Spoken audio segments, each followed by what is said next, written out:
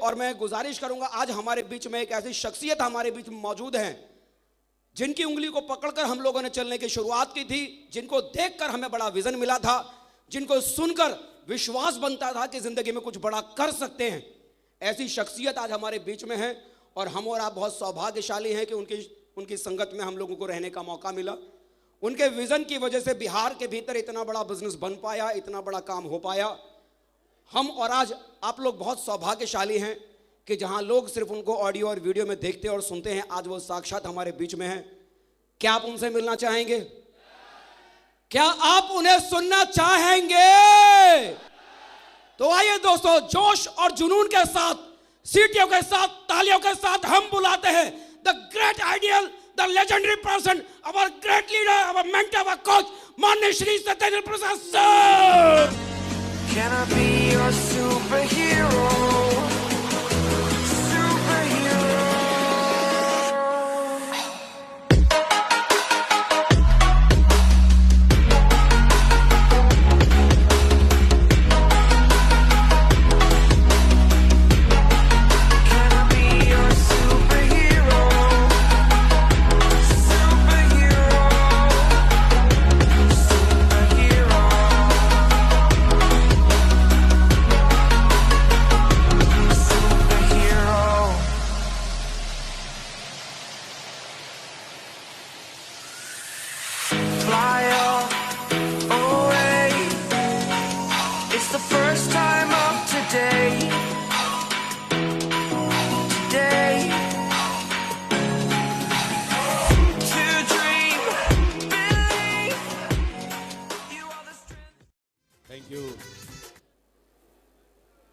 शुक्रिया आपके इस सम्मान का।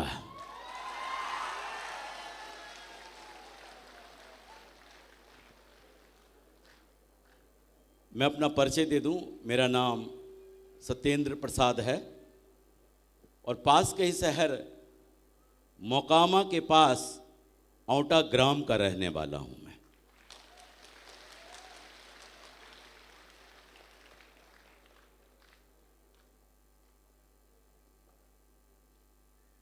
और आज मैं आपको वो बातें बताने आया हूं जो कहते हैं ना, आपके साथ इस बिजनेस में जो आप ज्वाइन किए हैं, आगे जो आज ज्वाइन किए हैं, जो आगे भी बढ़ चुके हैं, उनके लिए भी आपके जीवन में क्या क्या होने वाला है, अगर ये पहले ही पता चल जाए तो हम मानसिक तौर से तैयार हो जाते हैं कि नहीं हो जाते हैं? हमको झटका कब लगता है? जब एकदम अचानक से कोई काम हो जाए और हमको एकदम झटका लगता है कि ये क्या हो गया, ऐसा तो सोचा नहीं था। लेकिन अगर पहले ही पता चल जाए कि हमारे साथ इस बिजनेस में क्या क्या होने वाला है, तो फिर झटका लगने वाली बात होगी क्या? हम मानसिक तौर से तैयार होंगे। तो देखिए, जिस बिजनेस में आप लोग हैं, ये बिजनेस जो है ना, संभावनाओं पर आधारित है।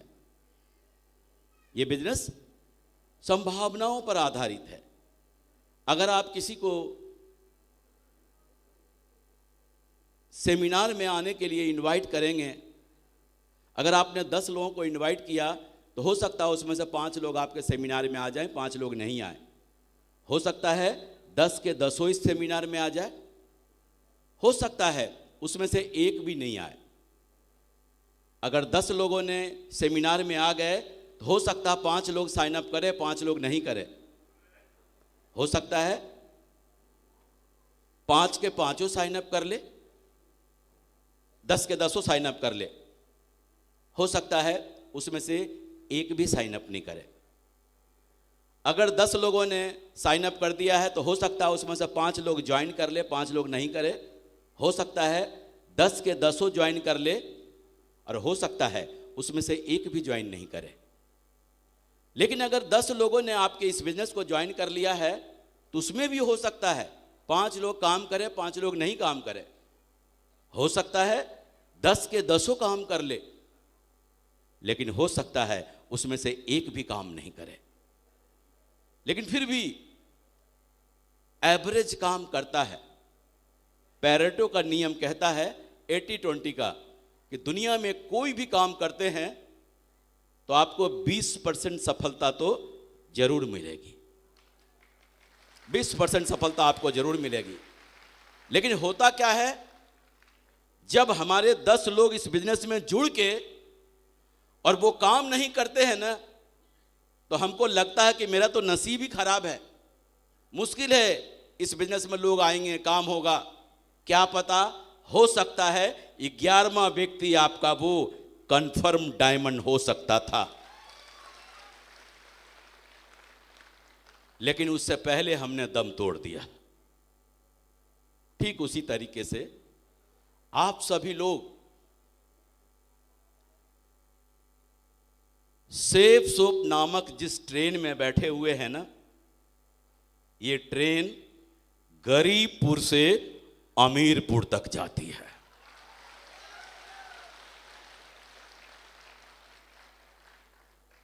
और आप लोग उस ट्रेन में बैठे हैं, टिकट लिया है, कुछ लोगों ने AC 2 का टिकट लिया है, उनको रिजर्वेशन मिल गया है, कुछ को नहीं मिला है, तो वो वहीं पर छोड़ दिया इसको कि हम AC 2 से नीचे नहीं जाते। लेकिन कुछ लोग हिम्मत करके AC 3 में चले गए, हम इस AC 3 में जाएंगे।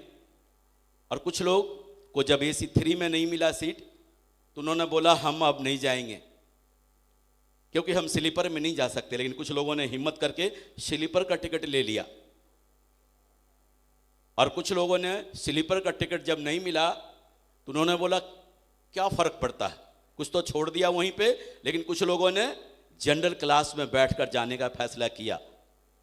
लेकिन कुछ लोगों को जब जनरल क्लास में भी सीट नहीं मिली, खड़े होने की भी जगह नहीं मिली ना, और ये जिद्दी किस्म के लोग थे, चाहे बोला कुछ भी हो जाए, पायदान को पकड़कर लटक के जाऊंगा, लेकिन अमीरपुर जरूर जाऊंगा।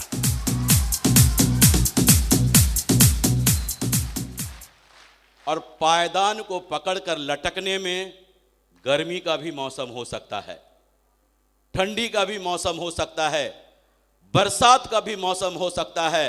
लेकिन एक बात तय है कि जो उस पायदान को मजबूती से पकड़ लिया और छोड़ा नहीं, तो वो कंफर्म अमीरपुर पहुंचेगा।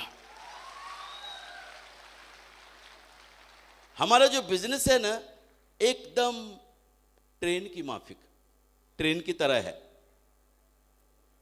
ट्रेनों का स्वभाव होता है दिल्ली से बॉम्बे, दिल्ली से अहमदाबाद, दिल्ली से कोलकाता, दिल्ली से चेन्नई, दिल्ली से जम्मू तवी, एक निश्चित जगह से निश्चित जगह जाने का। और बीच में उनके कुछ स्टेशंस आते हैं जहां पर वो गाड़ी रुकती है। और ट्रेनों का स्वभाव है, जब गाड़ी रुकती है ना, तो उसी स्टेशन पर कुछ यात्री उतर जाते हैं, उनका मंजिल वहीं तक का था। लेकिन आपने देखा होगा उसी स्टेशन से कुछ लोग चढ़ भी जाते हैं उस ट्रेन में, और यही क्रम चलता रहता है। जिनका मंजिल जहां होता है वहीं पर वो उतर जाते हैं। ठीक हमारे साथ भी ऐसा होता है, हमारे साथ भी कुछ लोग आते चले जाते हैं, कुछ लोग उतर भी जाते हैं, कुछ लोग नए आ भी जाते हैं, और कारवां इसी तरीके से चलता रहता है। तो आप लोग जिस ट्रेन में बैठे हैं, उस ट्रेन का जानते हैं अगला जो स्टेशन आएगा उसका नाम है विरोधपुर। विरोधपुर बड़ा ही खतरनाक स्टेशन है, खासकर नए लोगों के लिए। कहते हैं ना, नो चेंज नो चांस, मोर चेंज मोर चांस। आप अपने अंदर जितना बदलाव लाएंगे ना, आपके जीवन में उतना बड़ा फर्क पड़ेगा, जितना बदलाव लाएंगे। लेकिन जब आप चेंज करेंगे ना, तो लोग आपका विरोध करेंगे। अब जैसे देखें उदाहरण के लिए, एक 60 साल का व्यक्ति जो कल तक धोती कुर्ता पहनता था और एकदम से वो जीन्स पैंट में आ जाए, लोग ऐसे आंख फाड़ फाड़ के देखे। कुछ लोग तो मजे भी लेंगे, इनको हो क्या गया, थोड़ा सा तो ख्याल किया होता अपनी उम्र का। लेकिन अगर वो व्यक्ति ने जींस पैंट पहनना शुरू भी कर दिया है और वो लगातार 4-6 महीना, साल, 1.5 साल, 2 साल लगातार पहनता रहे, परिणाम जो लोग कल तक विरोध करते थे ना, बाद में वही लोग उनको एक्सेप्ट कर लेंगे।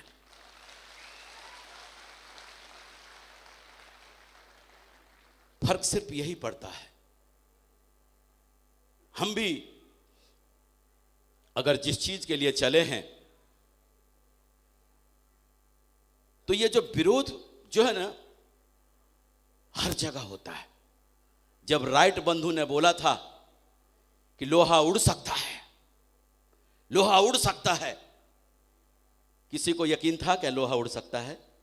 लेकिन दोनों भाई को यकीन था कि लोहा पूरी दुनिया को उड़ा के दिखा दिया ना। ऐसे ही आप याद करके देखो ना, कुछ साल पहले जब आपसे ये बोला गया था कि हर चौराहे पे इतना बड़ा डब्बा रखा हो